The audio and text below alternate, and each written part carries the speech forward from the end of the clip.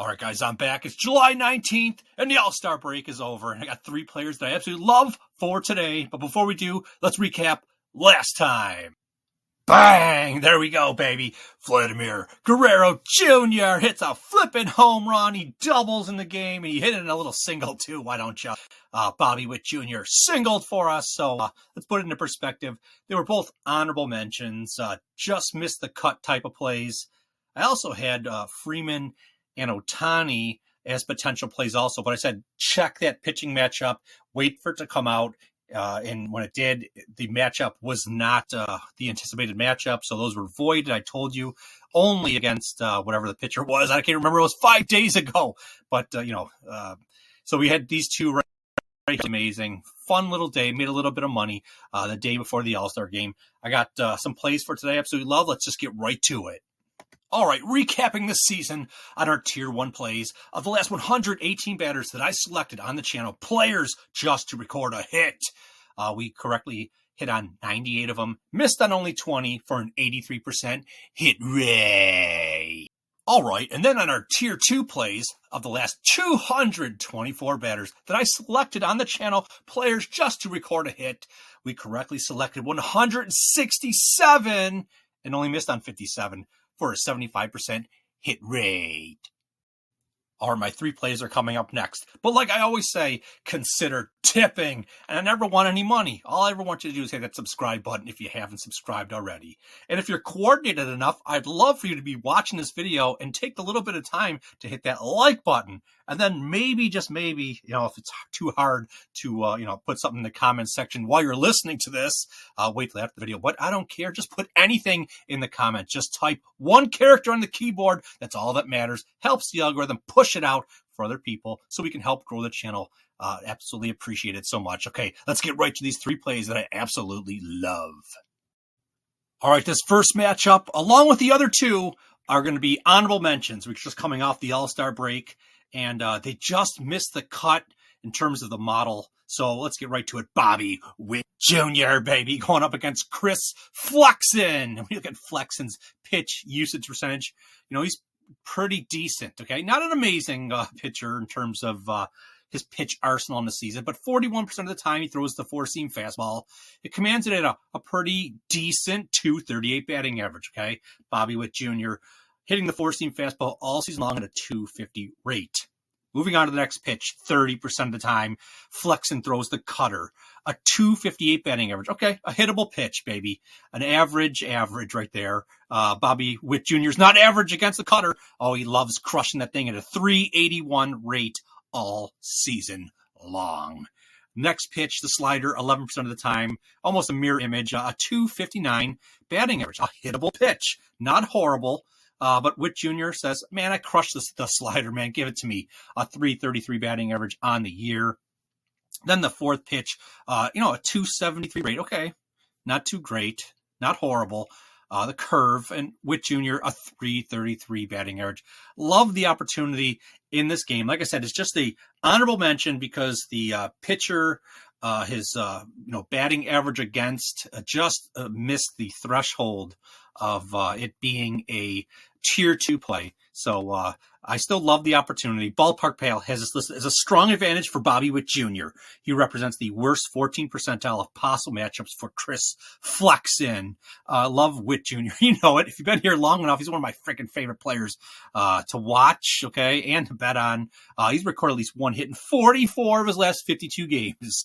He's got a 405 batting average versus right-handed pitchers in the last 14 days, a barrel rate that's at 18.4% in the elite range, ISO rate 29.7 in the elite range. You think he's a home run threat? I do. Doesn't mean I'm necessarily going to play him. I want to look, you guys know, I look at ballpark, I look at weather, I look at the pitcher a little bit more before I do it. But I say he's a home run threat, not necessarily a home run a suggestion. So we'll get right into the barrel rate again. I always do this. You've got new subscribers. What's barrel rate? It's the percentage of times that when you strike the ball, it leaves the bat at a launch angle of 25 degrees to 35 degrees in conjunction with an exit velocity of 95 miles per hour or more. Turns out when you can do that, home runs come real easy, okay? So he's showing a high barrel rate And he, like I said, also an ISO rate that's in the elite range. So he has the power for extra bases. So if you're not a parlay player and you just want to play, a straight bet, the over 1.5 total bases is definitely in play. But the safer play is the baseline prediction for Bobby Witt Jr. just to record a hit. All right, next matchup. Again, this is just an honorable mention. We got Trey Turner versus Martin Perez. We got Perez's pitch usage percentage. Oh, he loves that sinker. He throws it 32% of the time. Commands it average, a 257 batting average. Given up on the sinker. What has Turner done all season against Singer? Just crushed it at a 400 rate. Absolutely love the opportunity in this matchup. Moving on to the next pitch, 28% of the time. The cutter. Perez giving it up at a real ugly 339 batting average. What does Turner do against the cutter, against left-handers all season long? A 600 batting average. Granted, the sample size is not the largest, but still, it is what it is.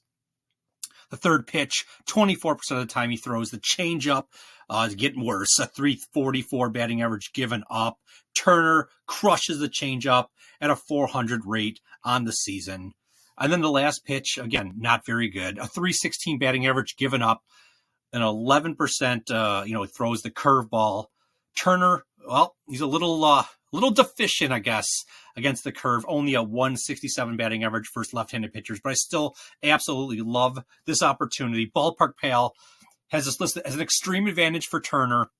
He represents the worst 26th percentile of possible matchups for Perez. When you look at Turner, he's been on freaking fire in the short term, the medium term, and even the long term.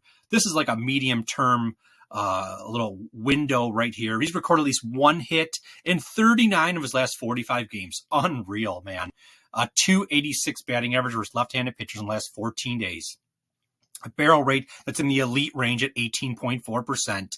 An ISO rate that's at 25% in the elite range also. So, again, he's a home run threat, not necessarily saying a home run prediction. Like I said, you want to look at stadium, weather, and the pitcher a little bit more before you would want to do something like that. But he has the power for extra bases. So the over 1.5 total bases is that type of bet is in play. But as always, the baseline prediction is for Turner just to record a hit.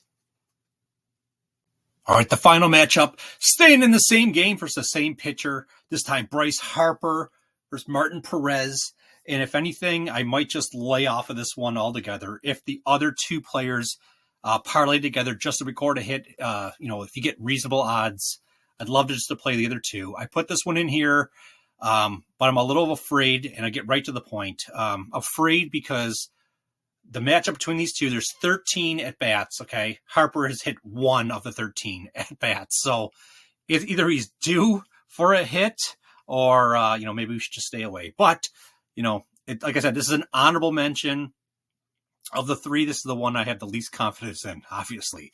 But everything else looks absolutely amazing. I mean, Harper versus Perez. Perez, he throws the sinker 59% of the time. I mean, and you stink at it, a 319 batting average given up. What does Harper do against the sinker? A 500 rate on the season versus left-handed pitchers. Moving on to the next pitch, Perez, 14% of the time, the cutter commands it relatively well, a 200 batting average. So it's an interesting pitch because Harper crushes the cutter at a 667 rate all season long. Granted, it's not the largest sample size, but it is what it is. Moving on to the next pitch, 250 batting average given up. So mediocre for Perez, 13% of the time. The changeup, Harper crushes the changeup all season long at a 333 rate. Okay. The last pitch, 9% of the time, the curveball. You might as well just not throw that one, Perez. He gives that up at a 667 rate. Absolutely horrible. And Harper crushes the curve at a 364 rate on the season. Ballpark Pal has this listed as an extreme advantage for Harper. Worst 7th percentile possible matchups for Perez. Harper's been on fire in the last 17 days. He's recorded at least one hit in 15 of those 17 games. A 500 batting average versus left-handed pitchers in the last 14 days. A barrel rate that's a little light in terms of it's just knocking on the door to being in that good range. ISO rate, just slipped into the door at 25%, which is, in the elite range, the low end elite range. I have him as a medium home run threat. I'm not even going to look into it to play him for a home run, but he has the power for extra bases, the over 1.5 total bases. That type of bet is definitely in play, but the baseline prediction is, can you just get us a hit? Just get us a hit, Bryce Harper. That's all we ever will ask for you in this matchup for today. So there's my 3 favorite plays of the day. How much of the favorite plays? I mean, they're not even a tier 2, okay? They're all honorable mentions. We just got off the All-Star break. Who knows, okay? That wasn't the reason why. That was the cherry on top for me to kind of have pause. There was other reasons why. Obviously, they didn't grade out to the level they needed to be a tier 2. So that's why these are just honorable mentions. So I'm going to kind of back off my unit size and have a little fun and wait for the next day, because I anticipate we'll be getting back to the tier level plays for tomorrow. We'll see. Just want to say, absolutely love all you guys. You guys are the freaking best, man. All the love you show in the comments section and hitting that like button. I really appreciate all of you guys, and I love having all this fun. So I'll just leave it right there. I'll just talk to you guys tomorrow.